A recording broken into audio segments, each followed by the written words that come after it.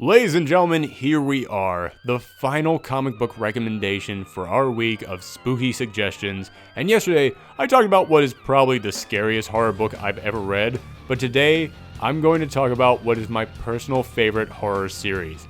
In fact, I take that back. This isn't my favorite horror series, this is my favorite series, period. No qualifiers. This is my personal favorite comic of all time, and I don't say that lightly. The book I'm talking about is Locke and Key. This series was written by Joe Hill, who many people know simply as Stephen King's son, but this series was so good, he more than deserves to step out of that shadow and stand on his own. It's the story of three kids whose father is murdered, and after he dies, they are forced to move back into his old family home up in Maine. Because, as I said, Joe Hill is Stephen King's son, so of course it's going to be set in Maine. But as they move there, each of the children and their mother are having trouble accepting the death of their father, and each of them are dealing with it in their own ways.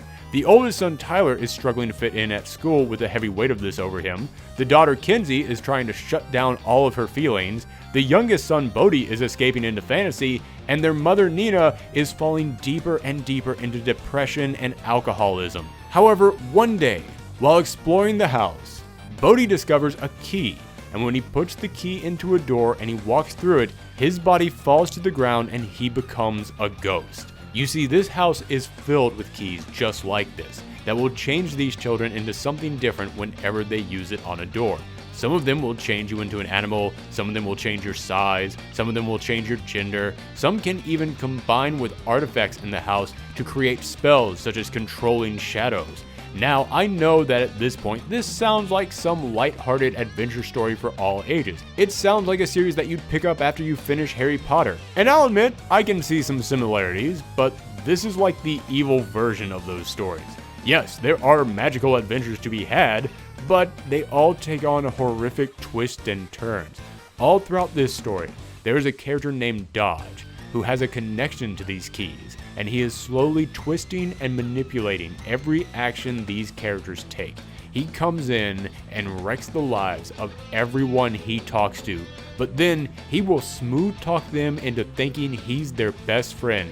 He is hands down one of the best comic book villains I've ever read, and the way he uses these keys to try and destroy this family is something that will make you gasp. And as the mystery behind what these keys are begins to deepen, you realize this is no longer, hey, magical adventure territory, this is twisted nightmare fuel, and the way that they slowly let the mystery creep up on you will have you scared to keep going, but at the same time, you need to see what happens next. And it's not just the horror that makes me love this book, it's the characters. I didn't put this at the top of my favorite comics list because it had great villains and a creepy mystery. No, not at all. What gets it so high up there is the characters. Each of these kids are wonderful and fully formed characters who you will grow attached to and root for. Watching how they deal with everything that has happened to them is so real, it makes you want to see what happens to them next, even to the point where you don't even care about the demons dwelling around every corner. You would read this book about them even if there was no magic. I won't spoil anything, but as I said, Kinsey is struggling to deal with all of her emotions, and she ends up doing something about that using one of the keys, which made my heart sink because, damn, Kinsey, just damn. And all this came to an ending which I can only describe as perfect. No, seriously, almost every critic out there gave the final issue of this series a perfect 10, and I'm right there with them. Again, I won't spoil anything for you, but I will just say that it is rare for me to cry at a comic book. It hardly ever happens. And yet when I got to the final page, I bawled. Tears just streaming down my face, and I have no shame about that. This is a book that had a massive impact on me, and I fell in love with it instantly.